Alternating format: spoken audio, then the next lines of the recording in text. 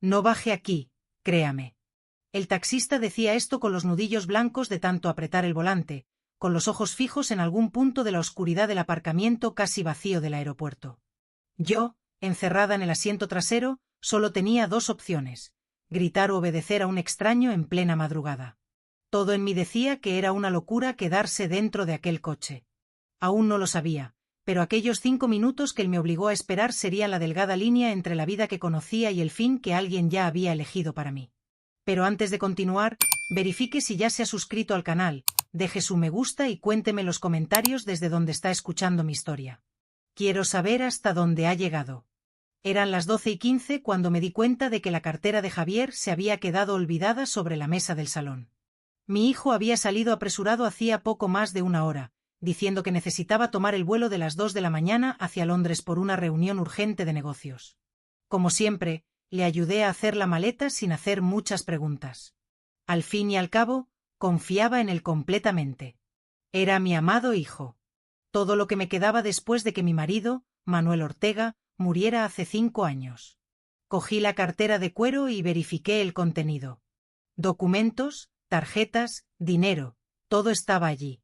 ¿Cómo embarcaría sin eso? El pánico se apoderó de mí. Intenté llamar varias veces, pero su móvil solo daba tono sin respuesta. Miré el reloj de la pared. Aún había tiempo si salía ahora. La distancia hasta el aeropuerto Adolfo Suárez Madrid-Barajas era de unos 45 minutos, si el tráfico en la autopista estaba tranquilo. No puedo conducir de noche debido a mi vista, que se ve perjudicada por los faros de los coches en sentido contrario. Nuestro chofer particular ya se había ido hacía horas. Sin pensarlo 2 veces, abrí la aplicación de transporte en mi móvil. Necesitaba llevar esa cartera a mi hijo Javier. No podía dejarlo en apuros. Después de unos minutos buscando un conductor disponible, uno aceptó el viaje. Su nombre apareció en la pantalla: Mario, un coche negro, matrícula par. La aplicación mostraba que estaba a solo 5 minutos de distancia de mi urbanización en La Moraleja. Me puse un pañuelo en la cabeza, me vestí un abrigo pesado contra el frío de la madrugada madrileña y sujeté la cartera de Javier con fuerza. 5 minutos después, un sedán negro paró frente al portón. Cerré la casa y entré en el coche. El aire acondicionado estaba helado. En el asiento delantero había un hombre de mediana edad, con canas en las sienes. Me miró por el retrovisor con una expresión seria, casi sin emoción. Saludé educadamente, disculpándome por pedir un viaje tan tarde. Le expliqué que necesitaba ir a la Terminal 4 de Barajas. El señor Mario apenas asintió con la cabeza, sin volverse.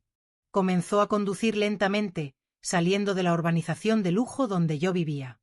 El silencio dentro del coche era opresivo, no había música, no había conversación, solo el sonido del motor y de los neumáticos en el asfalto. Entramos en la autopista M40. Las luces anaranjadas de las farolas creaban una atmósfera sombría dentro del coche. Yo miraba el móvil ansiosamente, esperando que Javier devolviera mi llamada, pero la pantalla permanecía oscura.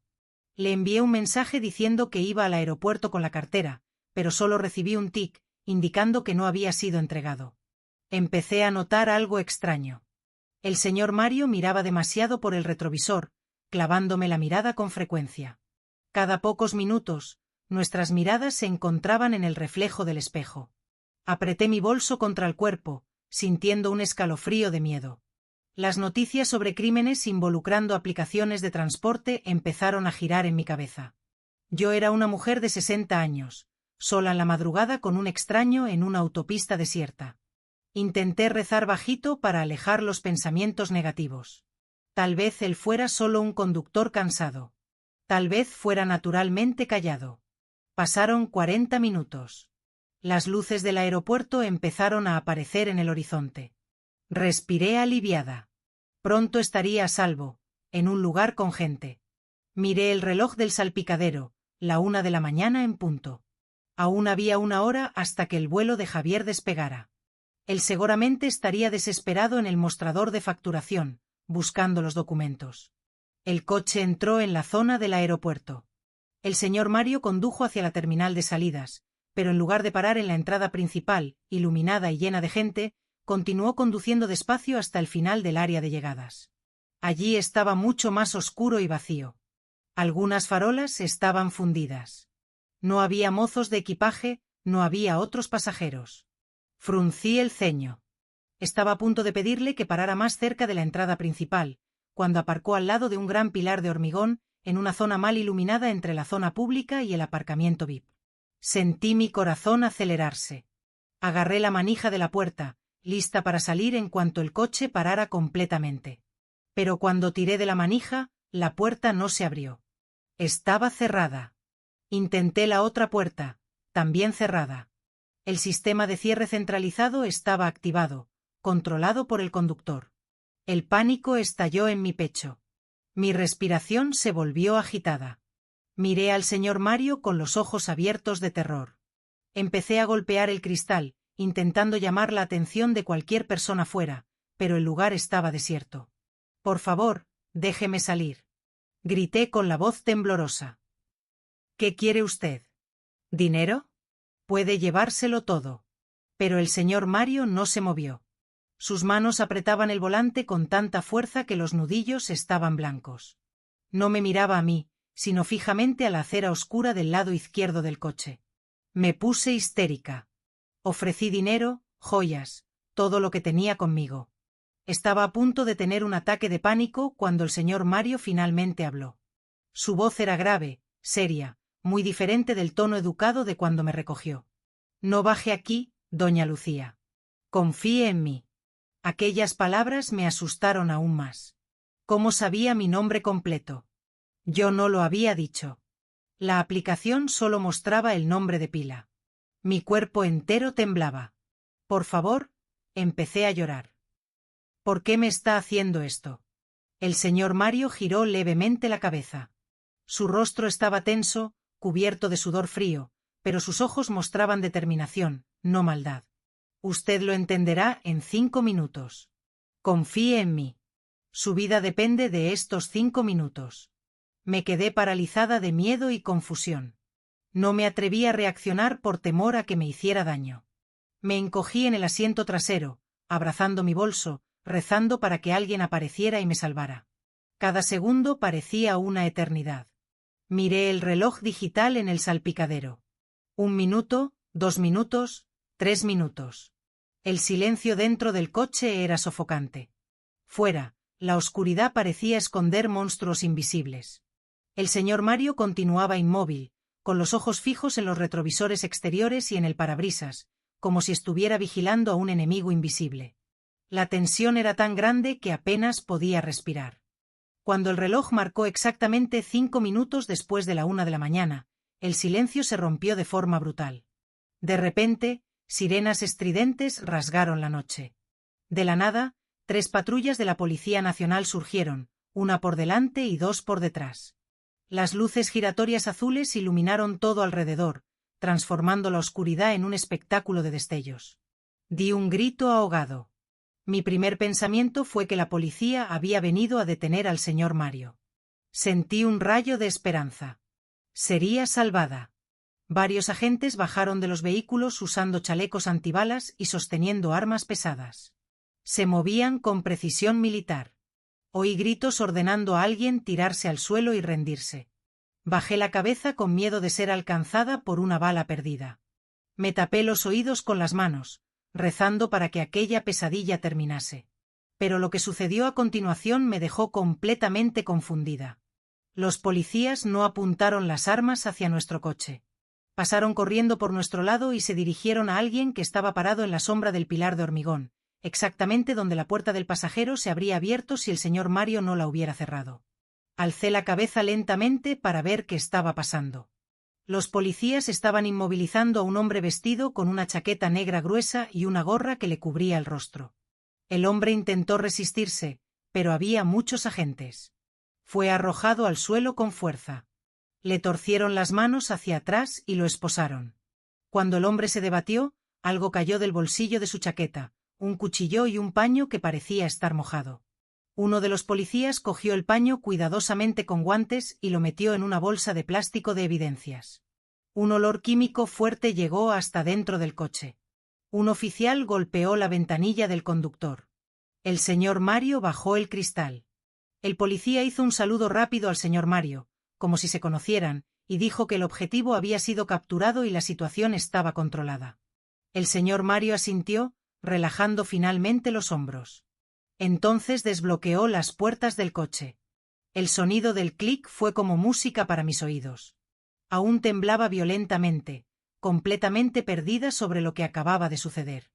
¿Por qué los policías detuvieron a aquel hombre y no al señor Mario? ¿Por qué el policía saludó al señor Mario respetuosamente? El señor Mario se giró para mirarme. Su rostro ahora era gentil, sus ojos llenos de compasión. Doña Lucía, permítame presentarme adecuadamente. No soy solo un conductor de aplicación. Mi nombre es Mario González, ex jefe de seguridad personal de su difunto marido, don Manuel. Me quedé boquiabierta.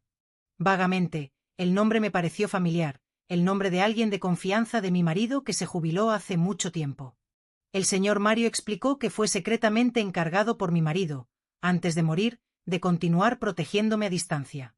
Manuel siempre tuvo malos presentimientos sobre personas que se acercaban a mí por la fortuna de la familia. Esta noche, el señor Mario recibió información de que había un plan siniestro teniéndome como objetivo. El hombre que la policía detuvo era un sicario contratado para secuestrarme. En cuanto yo bajase del coche, él usaría aquel paño empapado en cloroformo de alta dosis para noquearme instantáneamente. Me cubrí la boca con las manos, conteniendo un grito de horror. Casi había caminado directo hacia mi propia muerte. ¿Pero quién fue tan cruel para hacerme esto? Pregunté, con la voz fallándome. El señor Mario no respondió con palabras. Simplemente levantó la mano y señaló a lo lejos, hacia el segundo piso de la terminal de salidas, donde había una gran pared de cristal. Aquella zona era la sala de espera de vuelos internacionales. Seguí la dirección del dedo del señor Mario. A través del cristal brillantemente iluminado, vi una figura muy familiar. Javier, mi hijo. Él estaba allí mirando hacia abajo, hacia la confusión en el área de aparcamiento. Pero la expresión en el rostro de Javier no era la de un hijo preocupado por su madre. Su rostro estaba rojo de ira y frustración. Tiró su móvil al suelo con fuerza. Y lo que partió mi corazón en 1000 pedazos, Javier no estaba solo. A su lado estaba una mujer usando un vestido rojo llamativo. Era Elena, mi nuera, la esposa de Javier. Elena sostenía el brazo de Javier, intentando calmar su frustración visible. Cerca de ellos había 2 maletas grandes, no maletas de viaje de negocios, sino maletas de vacaciones. Javier y Elena miraban en dirección a los coches de policía, con expresiones de odio y decepción, como si un gran plan suyo acabara de ser arruinado. Mi mundo se derrumbó en ese momento. Las lágrimas rodaron por mi rostro nuevamente, pero esta vez no eran de miedo, eran de un dolor insoportable en el pecho. La traición estaba clara ante mis ojos. El hijo que amé y crié, junto con la nuera que acogí en la familia, conspiraron para matarme. La historia del viaje de negocios era mentira. La cartera olvidada era un cebo para hacerme salir de casa en medio de la noche y venir al aeropuerto para ser asesinada. Ellos estaban planeando huir al extranjero mientras yo sería secuestrada y muerta. Mi cuerpo sería descartado en algún lugar. Javier entonces me reportaría como desaparecida. Esperaría el tiempo necesario para declararme muerta y heredaría toda la fortuna de la familia para vivir en el lujo con Elena en el extranjero. La crueldad del plan me dejó con náuseas. El señor Mario me dejó llorar por un momento, dándome tiempo para procesar aquella realidad amarga. Cuando mis sollozos disminuyeron, él encendió el coche y comenzó a llevarme lejos de aquella escena de falsedad. Mientras conducía, el señor Mario me pidió que abriera la cartera de Javier, que yo aún sostenía. Con manos temblorosas, abrí la cartera de cuero. Dentro había documentos y tarjetas de crédito, como yo había visto, pero cuando quité el dinero, noté algo extraño. Entre los billetes había un papel doblado. No era un recibo de compra, sino un billete de avión solo de ida al extranjero, a nombre de Javier y Elena.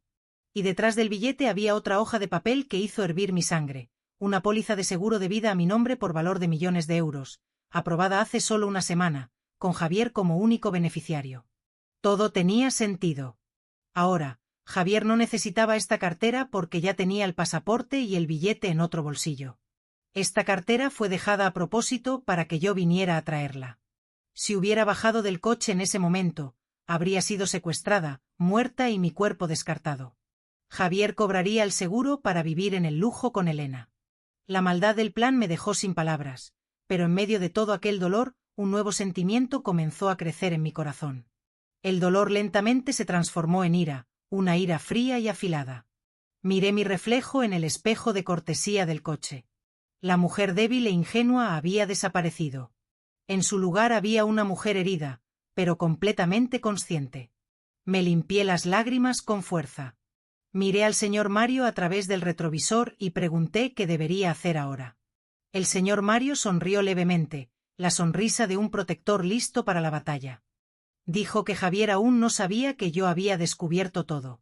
Para Javier, esto era solo un secuestro fallido debido a una redada policial. Esta era mi mayor ventaja.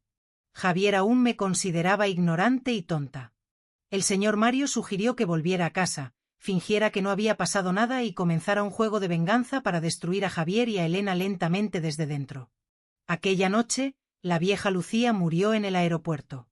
Una nueva Lucía nació, y estaba lista para vengarse. El viaje de vuelta del aeropuerto a casa pareció durar una eternidad, pero también pasó demasiado rápido. Mi mente giraba, intentando procesar todos los horrores que descubrí en menos de 2 horas. El hijo que cargué en mi vientre, que crié con todo amor y dedicación tras la muerte de mi marido Manuel, había planeado mi muerte de la manera más cruel posible. Y su esposa, Elena, a quien traté como a una hija, era su cómplice en todo. Cuando llegamos a la urbanización, ya eran casi las 3 de la mañana. El señor Mario apagó los faros antes de entrar en la calle para no llamar la atención de los guardias de seguridad o vecinos que pudieran estar despiertos. Me dejó un poco lejos de mi casa para que el sonido del motor no se oyera. Antes de que bajase, el señor Mario me entregó un objeto minúsculo del tamaño de un botón de camisa. Era un dispositivo de escucha de última generación. Me instruyó que lo colocara en algún lugar que Javier usara frecuentemente para hacer llamadas, pero que no fuera fácilmente visible. Agarré el pequeño dispositivo con cuidado, asintiendo con determinación. Bajé del coche y caminé silenciosamente hasta mi casa, que ahora parecía más un campo de batalla que un hogar. Abrí la puerta con mucho cuidado, asegurándome de no hacer ruido. La casa estaba oscura y silenciosa. El olor del difusor de lavanda que normalmente me calmaba, ahora me sofocaba. Cada rincón de aquella casa me recordaba memorias falsas con Javier y Elena. Las noches en que cenábamos juntos como una familia unida, las celebraciones, las conversaciones aparentemente sinceras sobre el futuro. Todo ahora parecía escenografía de un teatro de mentiras. Cerré la puerta nuevamente, garantizando que todo pareciera como si nadie hubiera salido. Fui directa al baño. Me lavé la cara con agua fría varias veces, limpiando los restos de sufrimiento y miedo que aún marcaban mis facciones. Miré al espejo por un largo tiempo. La mujer que me miraba era la misma, pero el alma detrás de los ojos había cambiado completamente. Los ojos que solían ser gentiles y sumisos ahora brillaban con una frialdad afilada. Susurré a mi reflejo, fortaleciendo mi resolución. Ya no era la Lucía ingenua, era la hija de un empresario de éxito que había heredado la sangre luchadora de la familia. Salí del baño y empecé a preparar mi escenario. Cogí la cartera de Javier y pensé cuidadosamente dónde sería más lógico encontrarla. No podía ser un lugar muy escondido, pero tampoco podía estar muy obvia, o Javier sospecharía. Decidí colocarla medio escondida entre los cojines del sofá, como si se hubiera caído del bolsillo de su pantalón al sentarse para ponerse los zapatos. Después, me senté en el sofá, encendí la televisión con el volumen muy bajo y cogí una revista. Fingí que estaba dormitando mientras esperaba noticias de él. Mi corazón latía fuerte cuando oí el sonido de un coche acercándose. Miré el reloj de pared, 3:30 de la mañana. Tiempo suficiente para que Javier hubiera vuelto del aeropuerto después de darse cuenta de que su plan había fallado o después de fingir pánico buscando la cartera. Oí el portón abriéndose, pasos apresurados en el porche y luego la llave girando la cerradura. La puerta se abrió bruscamente. Javier entró con la respiración pesada. Su apariencia estaba ligeramente desaliñada, la corbata floja, el rostro sudado. Pero yo sabía que no era el sudor de quien perdió una cartera, era el sudor de quien vio a la policía en el aeropuerto y quedó aterrorizado. Javier gritó mi nombre. Fingí que me asustaba, dejando caer la revista al suelo. Bostecé ampliamente, frotándome los ojos como alguien que acaba de despertar. Pregunté con voz ronca porque ya estaba de vuelta, ya que su vuelo era a las 2 de la mañana. Javier pareció sorprendido por un momento al verme tan calmada y aparentemente despertando de una siesta en el sofá. Rápidamente recuperó la compostura y empezó a soltar sus mentiras. Con una cara de víctima muy bien ensayada, contó que solo se dio cuenta de que había olvidado la cartera cuando ya estaba en la autopista yendo al aeropuerto. Entró en pánico y decidió volver, porque sería imposible embarcar sin documentos. También inventó una historia sobre un accidente de camión que causó un atasco total en la M40, por eso tardó tanto en volver. Escuché toda aquella sarta de mentiras con una expresión de preocupación. Por dentro, quería vomitar con cada palabra que salía de su boca. Sabía exactamente dónde estaba, observando desde la ventana de la terminal mientras planeaba mi muerte. Me levanté, sujeté su brazo con cariño falso y dije que también me quedé preocupada porque no cogía el teléfono. Entonces, como si fuera un movimiento natural, señalé hacia el sofá y dije: «Quizás tu cartera se haya caído allí». Javier siguió mi dedo con los ojos. Cuando vio la punta de la cartera de cuero saliendo entre los cojines del sofá, su rostro cambió drásticamente. Había alivio, pero también confusión. Cogió la cartera rápidamente y comprobó el contenido. Todo estaba allí: dinero, tarjetas, documentos, pero él no sabía que yo ya había fotografiado los billetes de avión y la póliza de seguro como evidencia. Javier me abrazó, agradeciendo repetidamente, llamándome madre que trae suerte. En aquel abrazo, sentí el peso de la traición. Mi propio hijo, abrazándome con falsedad después de haber planeado mi muerte hace pocas horas. Sugerí que se diera una ducha caliente y descansara, porque debía estar cansado después de tanto estrés. Javier estuvo de acuerdo. Se fue a su habitación en el piso de arriba. Oí el agua de la ducha empezar a correr. Esta era mi oportunidad. Me acordé del dispositivo de escucha que el señor Mario me dio. Subí las escaleras silenciosamente y entré en la habitación. La chaqueta de Javier estaba tirada en la cama. Vi su maletín de trabajo de cuero, aquel maletín caro que le regalé en su cumpleaños el año pasado. Javier nunca iba a ningún lugar sin él. Con dedos ágiles, abrí la pequeña cremallera del compartimento interno del maletín, aquel usado para guardar monedas o llaves extra.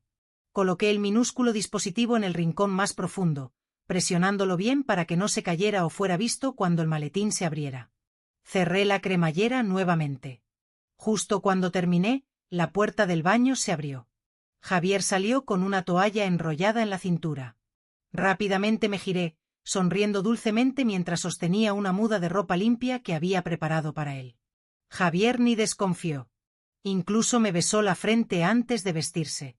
Aquella noche dormimos bajo el mismo techo, pero en mundos completamente diferentes. Javier durmió profundamente, roncando bajito, sintiéndose seguro porque su plan maligno había fallado de forma limpia, sin dejar rastros que lo vincularan al crimen.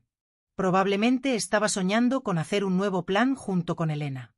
Mientras tanto, yo me quedé tumbada en mi cama, con los ojos bien abiertos, mirando el techo oscuro de mi habitación. En mis oídos tenía auriculares minúsculos conectados a la aplicación de escucha en mi móvil, esperando. Sabía que criminales como Javier no conseguirían quedarse callados por mucho tiempo sin hablar con sus cómplices. Y estaba en lo cierto. Cuando el amanecer estaba cerca y yo fingí ir a la cocina a beber agua, oí una notificación viniendo de su maletín a través de los auriculares. Javier había dejado un segundo móvil, el que usaba para contactos secretos, dentro del maletín. El dispositivo de escucha estaba captando todo perfectamente. El juego apenas había comenzado y esta vez yo controlaba las piezas. La mañana llegó con el sol fuerte típico de Madrid entrando por las ventanas de la cocina. Estaba haciendo café y preparando tostadas, moviéndome mecánicamente mientras mis pensamientos giraban en círculos. Me puse un pañuelo gris claro en la cabeza y un delantal sobre la ropa. Necesitaba parecer la madre cariñosa y servicial de siempre, la fachada perfecta mientras planeaba mi venganza. Javier bajó las escaleras, ya vestido con un traje impecable y corbata. Su rostro estaba fresco y descansado, como si no hubiera planeado un asesinato la noche anterior. Se sentó a la mesa, abrió el periódico y comenzó a leer, un hábito que mantenía solo para parecer sofisticado. Serví el café, elogié lo guapo que estaba, pregunté si durmió bien después del estrés de la cartera perdida. Javier respondió con una sonrisa falsa, diciendo que durmió como una piedra porque se quedó aliviado de tener la cartera de vuelta. Incluso tuvo la audacia de llamarme madre perfecta. Cada palabra suya me hacía sentir náuseas, pero mantuve mi rostro sereno y sonriente. Respondí con un tono dulce y maternal, preguntando si conseguiría cambiar el vuelo para Londres. Javier pareció dudar por un segundo antes de decir que sí, que iría a la oficina hoy mismo para resolver eso. Después de que Javier salió en coche, no perdí tiempo. Corrí a la habitación, cogí mi móvil y me puse los auriculares. La aplicación del dispositivo de escucha estaba activa. Oí el sonido del motor del coche, después el ruido del tráfico. Javier estaba conduciendo, entonces oí el sonido de una llamada siendo marcada. Mi corazón aceleró. La voz de Elena contestó al otro lado. Era la voz de mi nuera, pero el tono era completamente diferente de aquel educado y dulce que ella usaba conmigo. Era una voz ríspida, nerviosa, casi histérica. Lo que oí en los próximos minutos hizo que se me helara la sangre. No eran conversaciones banales de marido y mujer sobre el día. Su conversación era pura desesperación e ira. Javier estaba insultando, culpando a la policía por haber arruinado el plan perfecto. Gritó que estaba siendo perseguido por cobradores de deudas de juego online, deudas que sumaban más de 3 millones de euros y vencían hoy. Si no pagaba, los usureros amenazaban con invadir tanto la oficina como la casa. Su reputación como empresario sería destruida instantáneamente y podría incluso ser arrestado. Elena estaba igualmente desesperada al teléfono. Le recordó a Javier sobre un plan de reserva, mencionó una caja fuerte antigua que mi difunto marido Manuel había dejado. Elena estaba segura de que allí dentro había lingotes de oro y certificados de terrenos que aún no habían sido transferidos a nadie. El problema era que nadie conocía la combinación de la caja fuerte, excepto yo. Elena presionó a Javier para persuadirme de cualquier forma a abrir la caja, o al menos hacerme revelar fechas importantes que pudieran ser la contraseña. Cumpleaños, fechas de boda, cualquier cosa. Javier estuvo de acuerdo con la idea. Dijo que volvería a casa más temprano y traería regalos para mí para que yo me emocionara y estuviera vulnerable. Entonces sería más fácil manipularme para conseguir lo que querían. Apagué la grabación e inmediatamente llamé al señor Mario. Media hora después, su coche estaba aparcado frente a casa. Entré rápidamente, cargando una carpeta con documentos importantes que saqué de mi caja fuerte personal en la habitación. El señor Mario condujo directo al centro de la ciudad. Fuimos primero al Banco de España, bueno, a mi banco principal, donde transferí la mayor parte del dinero de las cuentas conjuntas a una nueva cuenta individual que Javier no conocía. También bloqueé su acceso a las tarjetas de crédito adicionales, alegando la gerente del banco que había sospecha de fraude, ya que la cartera había sido perdida. Después fuimos a la notaría del notario de confianza de mi difunto marido. Allí creé un documento de protección temporal de bienes. Le expliqué al señor Méndez, el notario, que sospechaba de actividades ilícitas y quería garantizar que nadie pudiera tocar mis activos sin órdenes judiciales rigurosas. El señor Méndez, que conocía a mi familia hacía décadas, entendió perfectamente y procesó todo con discreción. Yo estaba cortando las garras de la serpiente antes de que pudiera morderme nuevamente. Javier pronto se daría cuenta de que el grifo del dinero se estaba secando. Cuando volví a casa al final de la tarde, me sentí un poco más fuerte. Había tomado las primeras medidas para protegerme, pero sabía que eso solo enfurecería a Javier y a Elena aún más cuando lo descubrieran. Exactamente como había prometido en la llamada de la mañana, Javier volvió a casa más temprano aquel día. Llegó cargando un enorme ramo de rosas rojas y una bolsa pequeña de farmacia. Abrí la puerta con una sonrisa falsa, fingiendo sorpresa y alegría. Javier me entregó las flores, me besó la mejilla y entonces sacó de la bolsa un frasco de vitaminas importadas carísimas. Dijo, con voz llena de falsa preocupación, que yo parecía pálida y cansada últimamente y que había comprado las mejores vitaminas del mercado, especialmente para que yo cuidara mi salud. Sus palabras eran tan dulces, tan llenas de atención falsa, que me dieron ganas de llorar. No de emoción, sino de rabia. Cogí el frasco con manos que temblaban levemente, disimulando el temblor al apretar el frasco contra el pecho. En cuanto Javier fue al baño a refrescarse, examiné el frasco cuidadosamente. La etiqueta decía que eran vitaminas comunes para personas mayores, pero el sello de seguridad parecía haber sido abierto y vuelto a pegar con pegamento mal aplicado en los bordes. Mi instinto gritó peligro. Vertí una cápsula en la palma de mi mano. El color era ligeramente diferente de las vitaminas normales de ese tipo. Había un polvo blanco fino pegado en la superficie de la cápsula. Aquella noche durante la cena, Javier insistió varias veces para que yo tomara la vitamina delante de él.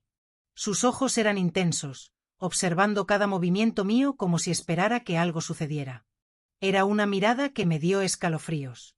Con una sonrisa inocente, dije que iría a por agua a la cocina. Allí, rápidamente, tiré la cápsula por el desagüe del fregadero y la sustituí por un caramelo de menta que tenía una forma similar. Volví a la mesa de comedor y delante de Javier, tragué el caramelo con un vaso de agua. Javier sonrió satisfecho, como si acabara de ganar un juego. Él no sabía que yo solo estaba devolviendo la jugada. En los días siguientes, fingí continuar tomando las vitaminas, pero en realidad estaba vertiendo el contenido tóxico en el inodoro un poco cada día, dejando el frasco gradualmente vacío para probar que estaba siendo obediente. Javier esperaba que yo empezara a ponerme enferma, mareada, con náuseas, síntomas de envenenamiento lento que le permitirían tomar el control de la casa y forzarme a firmar documentos mientras estuviera debilitada. Pero ocurrió lo opuesto. Con cada día que pasaba, yo parecía más saludable, más enérgica, más radiante. Empecé a dar paseos matutinos por la urbanización, cocinaba comidas nutritivas y saludaba a Javier todas las mañanas con una sonrisa brillante.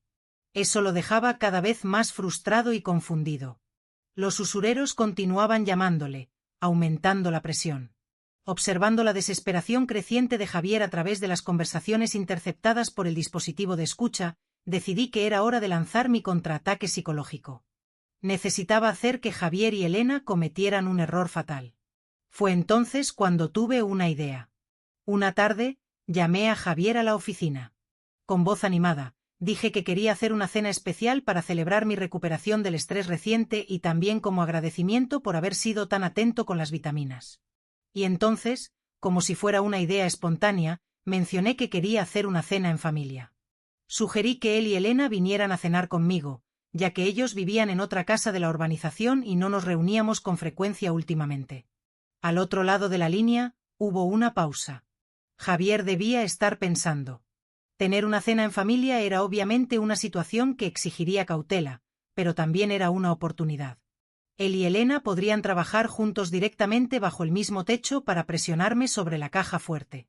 Después de unos segundos, Javier aceptó con entusiasmo falso, diciendo que sería maravilloso reunir a la familia.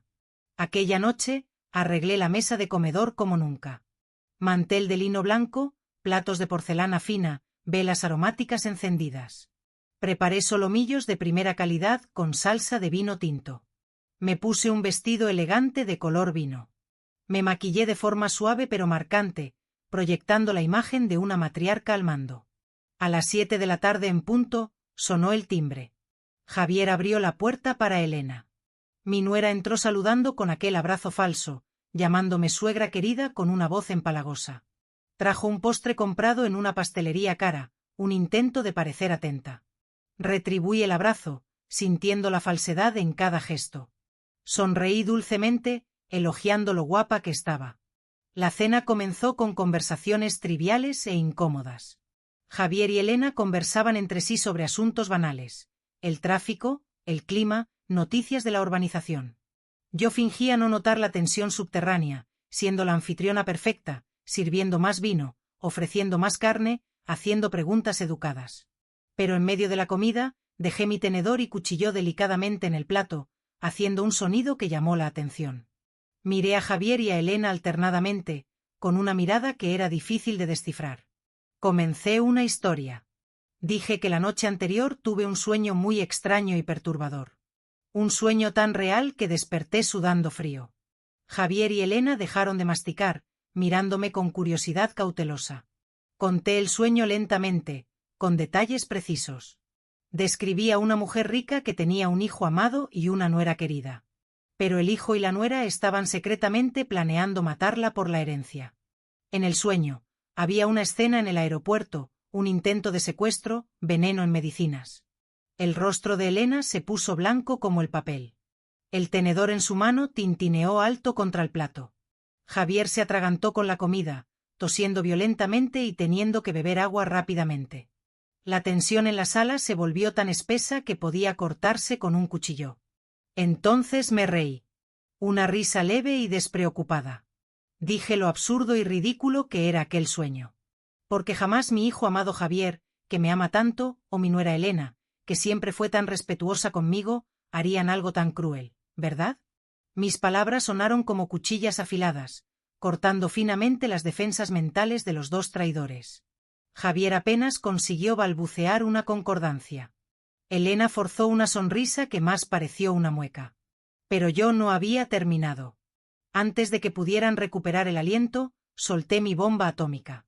Con un rostro inocente, mencioné que aquel sueño me hizo pensar sobre la fragilidad de la vida, que yo podría morir en cualquier momento. Un accidente, una enfermedad súbita, quién sabe. Por eso, continué, fui a la notaría aquella mañana y cambié completamente mi testamento.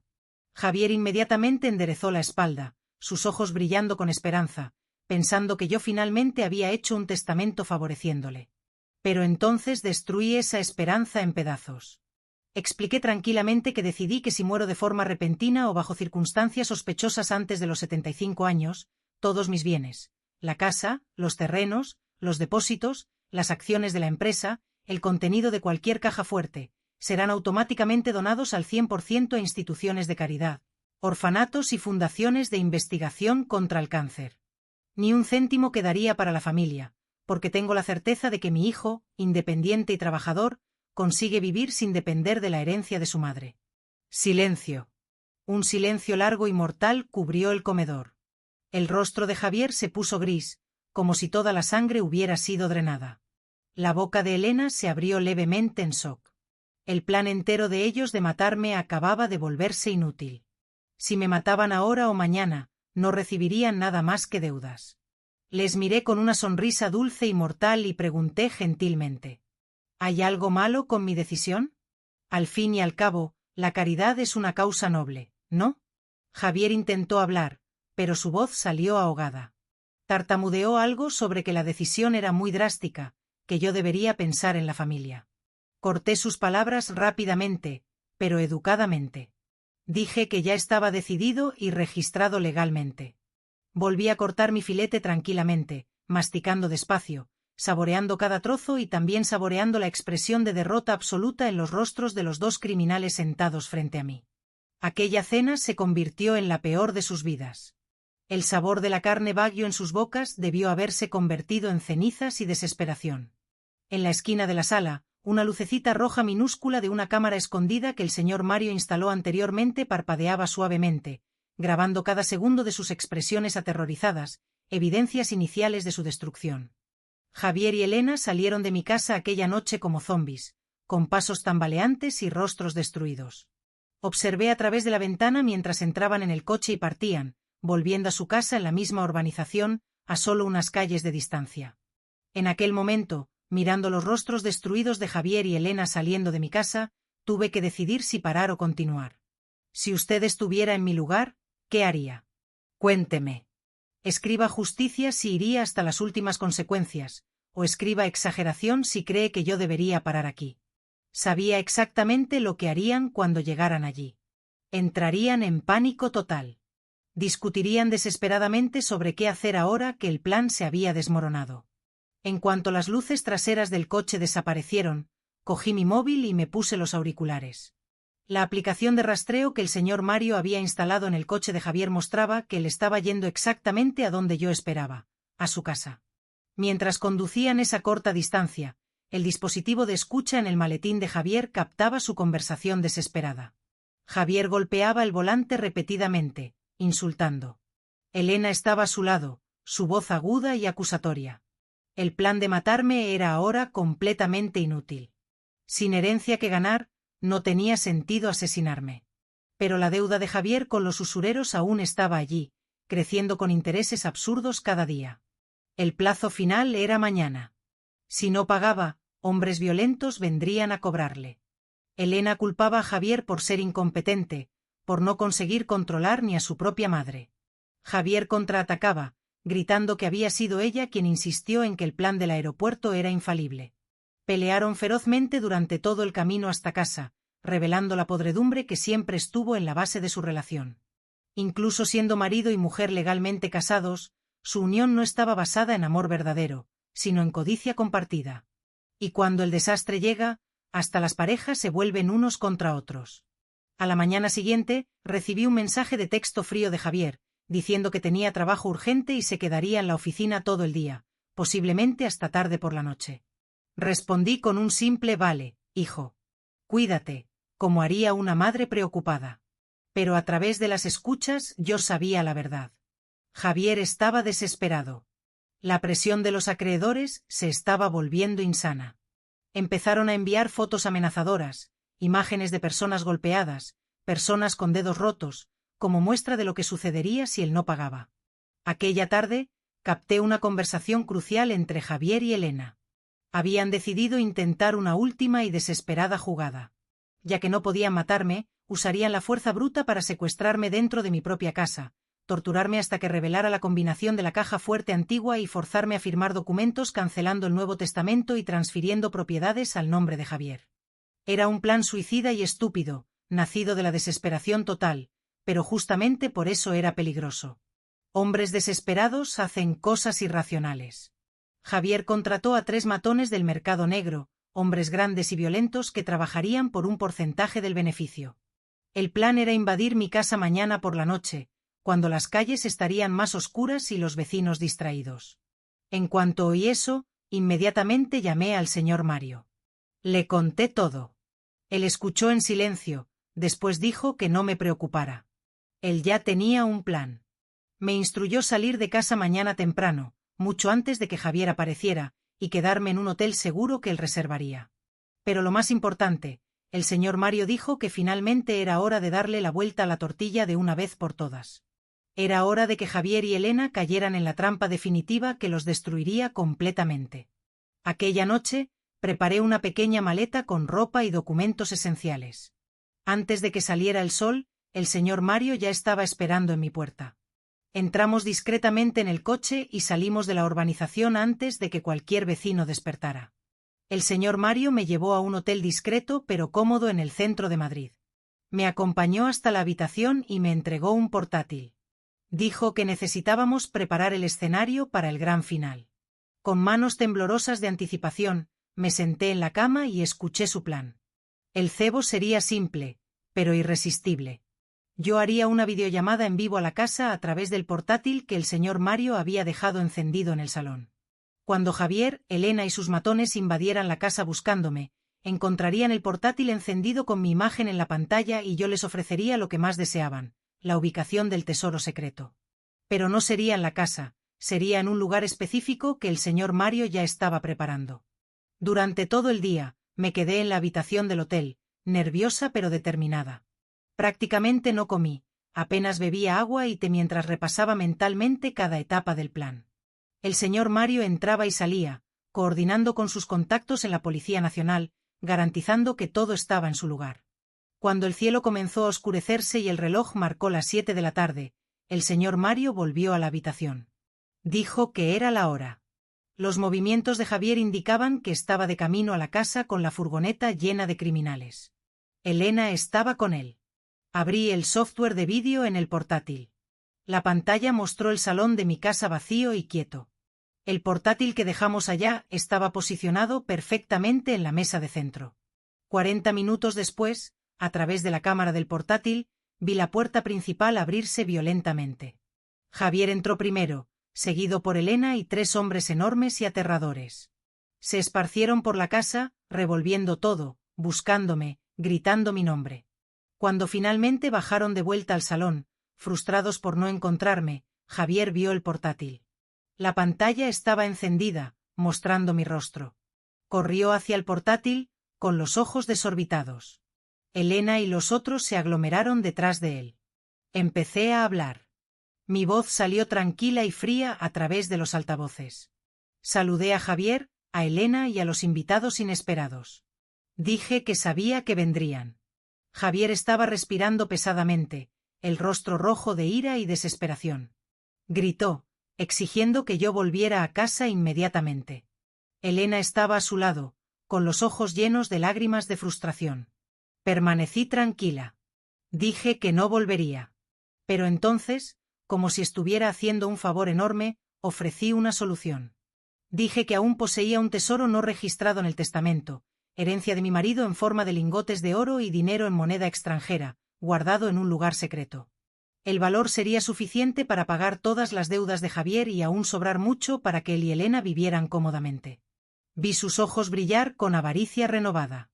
Se miraron entre sí, la esperanza desesperada volviendo. Continué hablando. Dije que el tesoro estaba escondido en un antiguo almacén de la familia, un edificio de una antigua fábrica de tejidos que mi marido poseía en los alrededores del polígono industrial de Vallecas.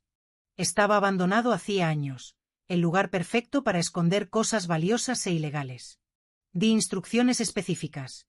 El tesoro estaba enterrado bajo el suelo de hormigón en la sala del fondo, exactamente debajo de la máquina de tejer número 7. Necesitarían romper el hormigón. También les di la combinación de la caja fuerte de metal que estaba enterrada, la fecha de nuestra boda invertida. Aquellos detalles específicos y convincentes hicieron que pareciera completamente verdadero. Javier no tenía razón para dudar. Él conocía aquel almacén. Había ido allí una vez al inicio de mi matrimonio. El lugar estaba realmente abandonado y sería un escondite perfecto. Sin perder tiempo, Javier apagó el portátil y gritó órdenes a los matones. Mandó que cogieran palancas y picos del coche. Necesitaban ir hasta aquel almacén ahora. El dinero estaba a su alcance. Observé a través del sistema de GPS mientras corrían hacia la furgoneta y aceleraban por las calles, conduciendo como locos hacia el polígono industrial. Javier conducía como un maníaco, saltándose semáforos en rojo, adelantando coches peligrosamente. En su cabeza había solo la imagen de lingotes de oro brillantes. El señor Mario, sentado a mi lado en la habitación del hotel, también estaba monitoreando.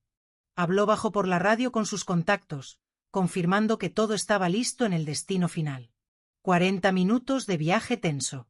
La furgoneta de Javier llegó al área industrial decadente. Las calles estaban llenas de baches y maleza crecida. El edificio del viejo almacén quedaba al final de una calle sin salida, sus paredes desconchadas y ventanas rotas dándole una apariencia fantasmal. Javier golpeó la furgoneta contra el portón oxidado, que se abrió con el impacto. Entraron en el patio y saltaron fuera del vehículo. Javier estaba cargando palancas y picos que trajo del maletero. Distribuyó herramientas a los matones. Forzaron la puerta principal del almacén, que estaba podrida y se rompió fácilmente. Entraron en la oscuridad. El olor a moho, polvo y heces de rata invadió sus fosas nasales. El lugar era enorme y sombrío. Solo la linterna de Elena iluminaba el camino, creando sombras danzantes aterradoras en las paredes. Javier lideraba la marcha corriendo hacia el fondo del almacén, buscando la vieja máquina número 7. Sus pasos resonaban en el espacio vacío. Finalmente la encontraron, un monstruo de metal oxidado cubierto de décadas de suciedad. Javier señaló al suelo bajo la máquina. Gritó a los matones que empezaran a romper el hormigón. El sonido de metal golpeando hormigón rasgó el silencio de la noche. Saltaron chispas. Trabajaron como locos, turnándose para martillear el suelo hasta que aparecieron grietas. El sudor escurría de sus cuerpos, los músculos ardían, pero la promesa de oro los mantenía trabajando. Elena sostenía la linterna, con los ojos fijos en el agujero que crecía. Sus labios susurraban palabras de aliento para Javier. Después de casi una hora de trabajo brutal, la punta del pico de uno de los matones golpeó algo sólido que no era tierra. Un sonido metálico resonó. Javier mandó parar. Mandó a Elena acercar la luz. Allí, bajo los escombros de hormigón y tierra, había una caja fuerte de metal de tamaño medio. Parecía pesada y robusta. El corazón de Javier prácticamente explotó de alegría. Era real. El tesoro era real. Con dificultad, sacaron la pesada caja fuerte del agujero y la arrastraron hasta el suelo del almacén. La caja fuerte estaba cubierta de barro. Javier limpió el panel de combinación con la manga de la camisa. Sus manos temblaban violentamente. Insertó los números. La fecha de la boda de sus padres invertida. El mecanismo antiguo chirrió. Después de unos segundos de tensión, hubo un clic. La caja se desbloqueó. Javier miró a Elena. Intercambiaron miradas de victoria absoluta. Elena se acercó, sosteniendo la linterna cerca, mientras Javier tiraba de la palanca y abría la tapa de la caja fuerte. Pero lo que vieron dentro los hizo congelarse. No había el brillo dorado de los lingotes, no había fajos de billetes, no había joyas de diamantes. La caja fuerte estaba llena de papel, solo papel, documentos viejos, carpetas de archivo y fotos grandes impresas. Javier, en pánico, empezó a revolver el contenido desesperadamente, esperando que el oro estuviera enterrado debajo. Pero no, era solo papel hasta el fondo. Cogió uno de los papeles y lo leyó bajo la luz de la linterna de Elena.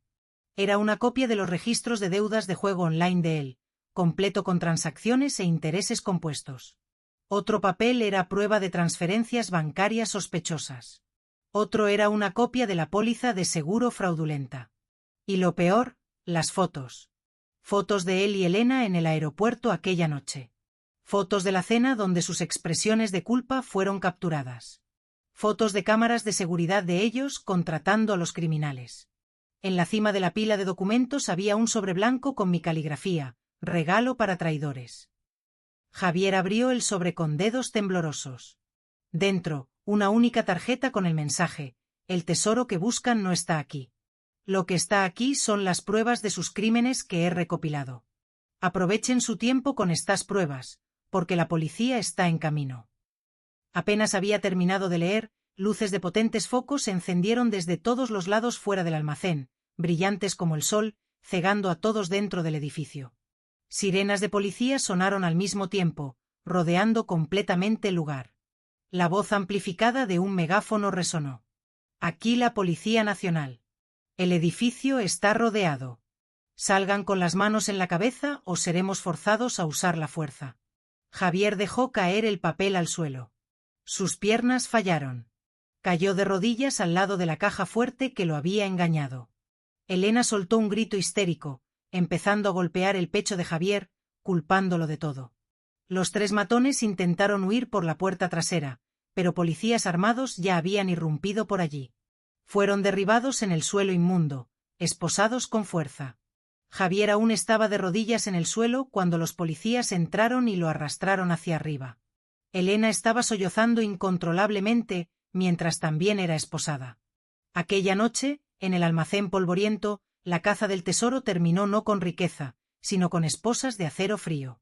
Javier y Elena, unidos por la codicia, ahora estaban presos juntos en el agujero que ellos mismos cavaron.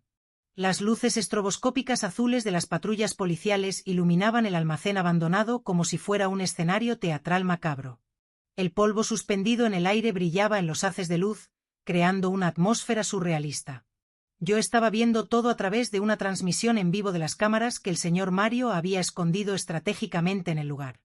Desde la comodidad de la habitación del hotel, veía cada detalle de la detención. Javier estaba siendo arrastrado fuera del almacén por los policías, con los brazos esposados a la espalda. Su traje caro, que usaba para parecer exitoso, estaba rasgado y cubierto de suciedad. El rostro estaba manchado de lágrimas y tierra. Elena estaba en un estado aún peor. Había entrado en histeria completa, gritando, llorando, intentando soltarse de las esposas. Su ropa estaba sucia y rasgada. El rostro estaba borroso y grotesco, como una máscara de carnaval derretida. Alternaba entre insultar a Javier y suplicar misericordia a los policías. Los tres matones fueron arrojados con brutalidad dentro de un furgón policial separado. Sabían que no había escapatoria. Sus carreras criminales habían acabado antes incluso de empezar. Pero yo aún no estaba satisfecha, aún no había terminado. Con una señal del señor Mario, entramos en su coche y condujimos en silencio hasta el almacén. Cuando llegamos, el lugar estaba completamente rodeado por patrullas policiales y furgonetas de investigación forense. Los reporteros ya habían empezado a llegar, atraídos por el movimiento policial. Bajé del coche despacio, me enderecé el pañuelo en la cabeza y ajusté mi abrigo largo de color beige. Caminé hacia el almacén con pasos firmes y dignos. El señor Mario caminaba detrás de mí como una sombra protectora. Los policías me abrieron paso respetuosamente. Algunos incluso hicieron una leve reverencia. El señor Mario tenía muchos contactos en las fuerzas policiales y ellos sabían exactamente quién era yo y lo que Javier y Elena habían intentado hacer. Entré en el almacén. El olor a moho y traición aún flotaba en el aire. Mis ojos se ajustaron a la iluminación artificial de las linternas policiales y entonces los vi. Javier estaba sentado en el suelo, sucio, esposado, recostado contra la pared. Cuando me vio, sus ojos se abrieron de par en par. Por un breve momento, vi algo que podría ser vergüenza pasar por su rostro, pero eso fue rápidamente sustituido por desesperación. Intentó levantarse, pero un policía lo empujó de vuelta al suelo. «¡Mamá!», gritó, su voz ronca. «Mamá, por favor, lo siento mucho, fue todo un error». Estaba desesperado. «Por favor, no dejes que me lleven. Soy tu hijo». Cada palabra era como una puñalada en mi corazón, porque parte de mí, la parte que aún era una madre, quería correr hacia él, abrazarlo, perdonarlo. Pero la parte racional, la parte que sabía lo que le había intentado hacer, permaneció fuerte. Elena estaba a unos metros de distancia, también esposada, sentada en el suelo al lado de la caja fuerte abierta que exponía sus crímenes. Cuando me vio, empezó a llorar nuevamente, pero sus gritos eran menos de arrepentimiento y más de autocompasión. Caminé hasta quedar directamente frente a Javier. Miré hacia abajo, al hombre que yo había criado, que había amado incondicionalmente durante 30 años, el hombre que planeó mi muerte de la manera más cruel posible. ¿Recuerdas aquella noche en el aeropuerto?, pregunté, con la voz baja pero firme. Cuando estabas en la terminal de salidas internacionales, mirando hacia abajo, esperando que yo fuera secuestrada y asesinada. Javier palideció aún más, si es que eso era posible. Aquella noche, continué, yo podría haber ido directamente a la policía. Podría haberte destruido inmediatamente, pero te di una segunda oportunidad. Quise ver si aún había un destello de humanidad en ti, si el hijo que cría aún existía en algún lugar ahí dentro. Hice una pausa, dejando que mis palabras penetraran. Pero me diste veneno. Intentaste envenenarme lentamente. Y cuando eso no funcionó, tú y Elena planeasteis secuestrarme y torturarme en mi propia casa. Las lágrimas escurrían por el rostro sucio de Javier, pero yo no sentía pena. Ya no. Las pruebas que encontraste en esa caja fuerte, dije señalando la caja abierta, son solo una pequeña muestra de lo que he recopilado. Grabaciones de audio de todas tus conversaciones con Elena, vídeos tuyos contratando criminales, registros financieros de tus deudas de juego, documentos de fraude y falsificación. Todo está archivado, copiado en múltiples lugares, listo para ser usado en el tribunal. Miré entonces a Elena. Y tú, dije, mi voz volviéndose más fría, tú que entraste en esta familia, traicionaste no solo a mí, sino que traicionaste la confianza, traicionaste los votos que hiciste con mi hijo. Elena sollozó, pero no dijo nada. No había nada que ella pudiera decir. Saqué mi móvil del bolsillo y les mostré la pantalla. Era una transmisión en vivo en una plataforma social. El contador de visualizaciones estaba en los cientos de miles y creciendo rápidamente. Esta detención, expliqué, está siendo transmitida en vivo en este preciso momento. Todas vuestras discusiones en el almacén, todas vuestras confesiones, todo ha sido capturado y transmitido. Tus socios de negocios, Javier, están mirando. Vuestros conocidos, Elena, están mirando. Nuestros vecinos, nuestra familia lejana, todos están viendo. Vi el horror absoluto apoderarse de sus rostros cuando comprendieron completamente. No era solo la cárcel, era la humillación pública total. Sus reputaciones estaban destruidas más allá de cualquier reparación. Incluso si eventualmente salieran de prisión, nunca podrían mostrar sus caras en sociedad nuevamente. Javier se derrumbó completamente. Su cuerpo empezó a temblar, no de frío, sino de la comprensión de que su vida había acabado. No había vuelta atrás, no había redención. Había perdido todo, libertad, dignidad, futuro, y no tenía a nadie a quien culpar más que a sí mismo y a su esposa. Un oficial de alto rango se acercó a mí respetuosamente. «Doña Lucía», dijo gentilmente. «Necesitamos llevárselos ahora. ¿Está lista para irse?». Miré a Javier y a Elena una última vez. Parte de mí esperaba sentir satisfacción, una dulce venganza, pero todo lo que sentí fue un vacío profundo y una tristeza pesada. No había ganadores aquí, solo pérdidas, pero yo había sobrevivido y eso tenía que ser suficiente. Sí, respondí al oficial. Estoy lista. Me di la vuelta y comencé a caminar hacia la salida. No miré atrás. Detrás de mí, oí a Javier gritar mi nombre una última vez, su voz rompiéndose en desesperación absoluta. Pero yo continué caminando, cada paso llevándome lejos de aquel capítulo sombrío de mi vida. El señor Mario me escoltó de vuelta al coche. En cuanto la puerta se cerró, aislándome de los sonidos caóticos de fuera, dejé escapar un largo suspiro. No lloré.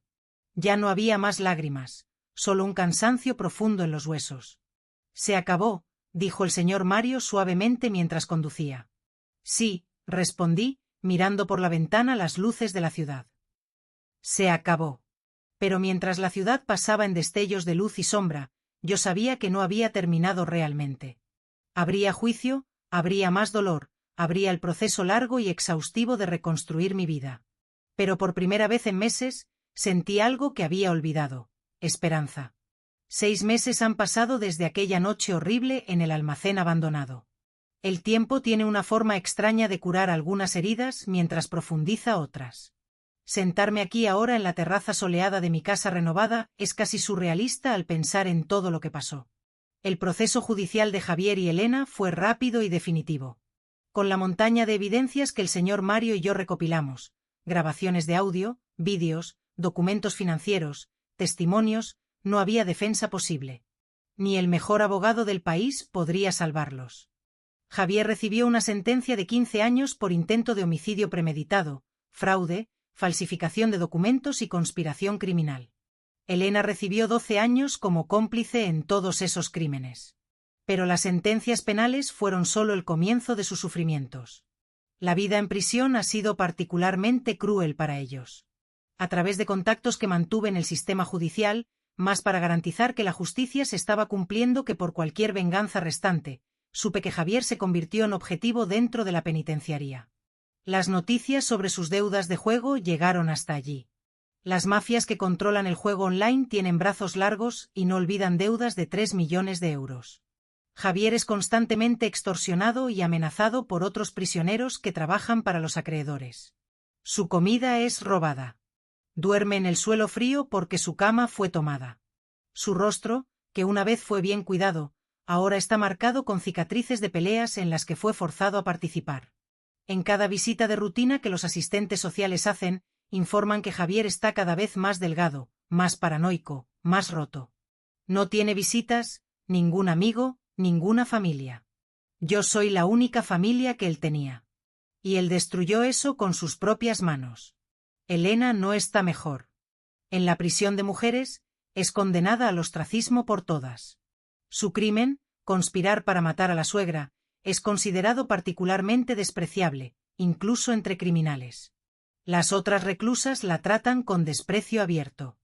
Elena, que siempre fue vanidosa y orgullosa de su apariencia, ahora trabaja en la lavandería de la prisión, lavando ropa sucia de cientos de prisioneras para ganar algunos euros extra para jabón y champú básicos. Su piel, que ella mantenía cuidada, está áspera y manchada. Su cabello, en el que gastaba fortunas para mantener bonito, está quebradizo y opaco. Recibí informes de que ella llora todas las noches, murmurando disculpas a un Dios en el que nunca creyó realmente. El arrepentimiento llegó, pero demasiado tarde. El arrepentimiento nunca podrá volver el tiempo atrás. En cuanto a mí, los primeros meses tras la detención fueron difíciles de formas que no esperaba. Sí, había una sensación de justicia cumplida, de seguridad recuperada, pero había también una tristeza profunda y penetrante. Perdí a mi hijo, no porque muriera, sino porque la persona que yo pensé que él era nunca existió realmente, y perdí a mi nuera, de quien tenía esperanzas de que fuera una buena influencia para él. Al principio, me preguntaba constantemente, ¿dónde me equivoqué como madre? ¿Qué podría haber hecho diferente? Esas preguntas me mantenían despierta por la noche, carcomiéndome por dentro. Fue el señor Mario quien finalmente me ayudó a ver la verdad. En una conversación franca, me dijo: «Doña Lucía, usted no creó un monstruo. Usted creó a un niño normal, pero en algún punto él tomó decisiones. Decisiones malas, decisiones egoístas. Esas elecciones fueron de él, no suyas. Usted hizo lo mejor que pudo con el amor que tenía. Aquellas palabras no borraron el dolor completamente, pero ayudaron. Comencé a entender que no puedo cargar la culpa por las elecciones adultas de Javier. Él era un hombre adulto que tomó decisiones conscientes de hacerme daño, robarme, matarme. Eso no fue culpa mía. Con esa comprensión, comencé a curarme de verdad. La primera cosa que hice fue renovar completamente mi casa. Contraté diseñadores y trabajadores para transformar cada habitación. Saqué todos los muebles que tenían alguna conexión negativa con Javier o con las visitas de Elena. Pinté las paredes con colores vibrantes y alegres, amarillos suaves, azules calmados, verdes refrescantes. Traje plantas y flores para cada espacio. Transformé la antigua habitación de Javier en una oficina doméstica para mí, un lugar donde podría trabajar en los negocios de la familia sin la sombra de los recuerdos negativos. Cada vez que entraba allí ahora, sentía empoderamiento, no dolor. También asumí completamente el control de la empresa que mi difunto marido Manuel dejó. Con la orientación de consultores de confianza y, claro, del señor Mario, a quien ascendí oficialmente a director de operaciones de seguridad, descubrí que tenía un talento natural para los negocios que estaba dormido todos esos años. Bajo mi liderazgo, limpié la empresa de todos los empleados corruptos que habían conspirado con Javier para desviar fondos. Implementé nuevos sistemas de transparencia y ética. La cultura de la empresa cambió de una de miedo y secretos a una de honestidad y responsabilidad. Los resultados fueron sorprendentes. La empresa no solo sobrevivió, sino que prosperó. En los últimos 6 meses, nuestros beneficios crecieron un 30%. Ganamos nuevos contratos importantes. Fuimos reconocidos en publicaciones de negocios como una de las empresas mejor administradas del sector. Y yo, Lucía, a los 60 años, me convertí en una figura respetada en el mundo de los negocios, no por quien fue mi marido, sino por quien soy yo. Comencé a recibir invitaciones para hablar en conferencias sobre liderazgo femenino y resiliencia empresarial. Al principio dudé, pero entonces me di cuenta de que tenía una historia poderosa que contar. No los detalles sórdidos de la traición, sino la narrativa más amplia de renacimiento y fuerza tras la adversidad. Hablé sobre cómo a las mujeres de mi generación muchas veces se les enseñó a ser sumisas, a poner a la familia en primer lugar, hasta el punto de negar sus propias identidades.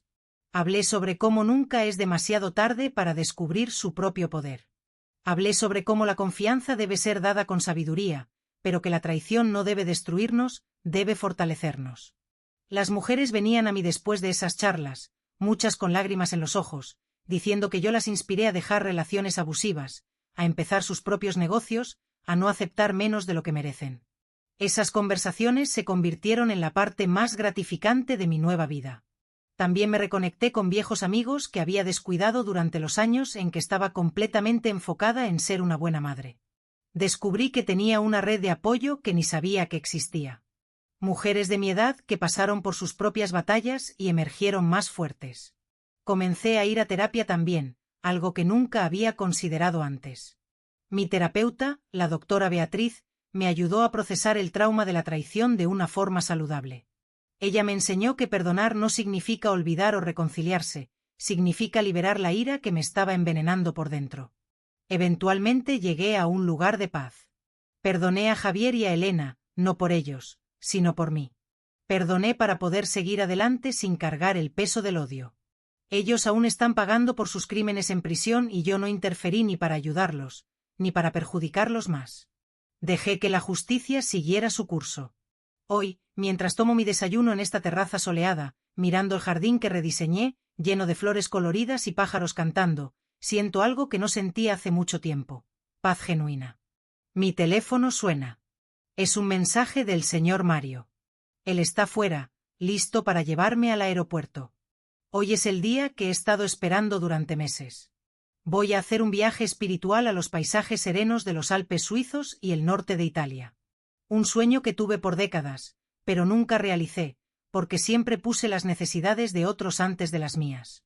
Después pasaré más de 2 semanas viajando por la región, viendo los lagos cristalinos, los pueblos históricos, sumergiéndome en la cultura y en la espiritualidad.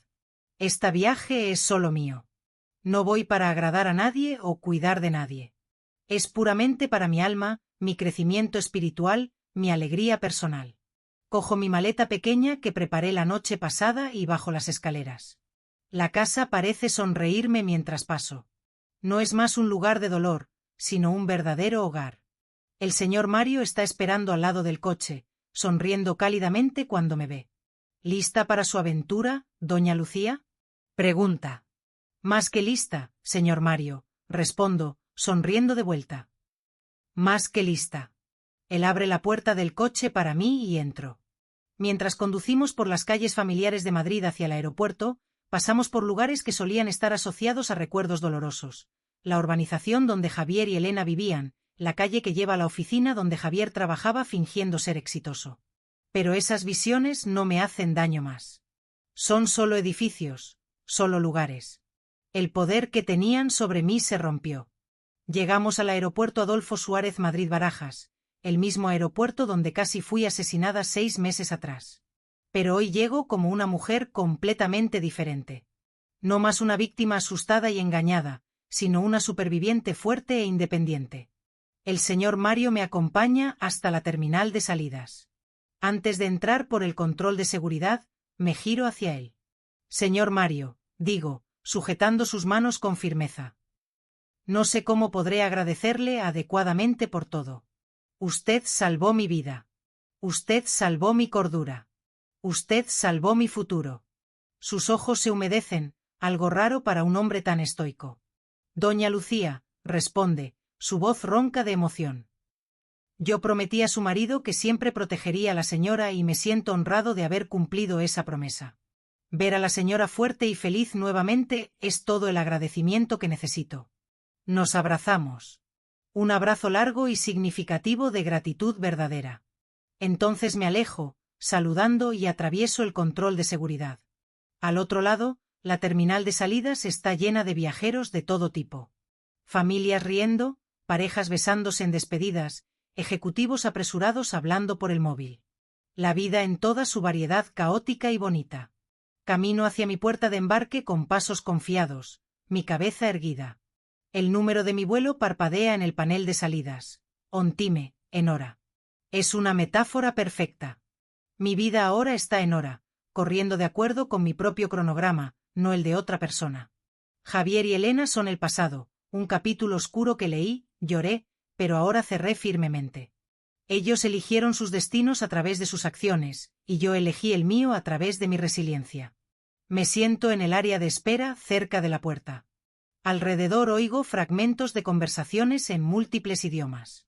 El mundo es tan grande, tan lleno de posibilidades, y por primera vez en mi vida adulta, siento que puedo explorar esas posibilidades sin miedo, sin culpa, sin ataduras. Un anuncio viene por el sistema de sonido. Mi vuelo está listo para el embarque. Cojo mi equipaje de mano y me dirijo a la cola. Cuando entrego mi pasaporte y tarjeta de embarque a la azafata, ella sonríe cálidamente. Tenga un excelente vuelo, señora. Gracias, respondo con una sonrisa genuina. Voy, camino por la pasarela de embarque y entro en el avión. Encuentro mi asiento en la ventana. Mientras me acomodo, miro a través del cristal hacia la pista soleada afuera. El cielo está azul y claro, sin una nube. Un buen presagio para la jornada que está por venir. El avión comienza a moverse, rodando lentamente por la pista. Después gana velocidad. Más rápido, el motor rugiendo con poder creciente. Y entonces, aquella sensación mágica de soltarse de la tierra, de elevarse por encima de todo, de volar. Mientras Madrid se hace cada vez más pequeña debajo de mí, siento como si estuviera literalmente dejando el pasado atrás. Las calles donde fui traicionada, la casa donde fui envenenada, el aeropuerto donde casi fui asesinada, el almacén donde la justicia fue servida, todo está disminuyendo, volviéndose pequeño y distante, perdiendo el poder sobre mí. Cierro mis ojos y respiro profundamente, llenando mis pulmones con el aire reciclado de la cabina, que de alguna forma aún parece fresco y lleno de posibilidades. Cuando los abro nuevamente, estoy mirando hacia el cielo azul infinito y las nubes blancas y suaves, que parecen castillos de algodón flotando en un mar de luz. Este es mi nuevo capítulo, la historia de Lucía. No la esposa de alguien, no la madre de alguien, sino solo Lucía. Una mujer de 60 años que sobrevivió al impensable y emergió más fuerte, más sabia, más completa que nunca. Los 5 minutos que cambiaron todo aquella noche en el aeropuerto, aquellos 5 minutos cruciales cuando el señor Mario me impidió bajar del coche y caminar directamente hacia mi muerte, me dieron la oportunidad de empezar de nuevo, de reinventarme, de descubrir quién soy realmente cuando todas las máscaras son arrancadas y todas las ilusiones son destruidas. Descubrí que soy más fuerte de lo que jamás imaginé. Descubrí que tengo un instinto de supervivencia feroz. Descubrí que puedo perdonar sin ser débil. Descubrí que puedo liderar sin ser cruel. Descubrí que puedo amar nuevamente, comenzando por amarme a mí misma. Y mientras este avión me lleva hacia tierras nuevas, donde buscaré paz espiritual más profunda, sé con certeza absoluta una cosa que nunca supe antes: mi vida apenas está comenzando. A los 60 años, no estoy en el fin de nada. Estoy en el comienzo de todo. El pasado está enterrado, no en una caja fuerte llena de oro falso en un almacén abandonado, sino en un lugar dentro de mí donde no puede hacerme daño más. El presente es mío para disfrutar cada momento precioso y consciente. ¿Y el futuro? El futuro es una página en blanco, esperando ser escrita con mis propias palabras, mis propias elecciones, mi propio destino.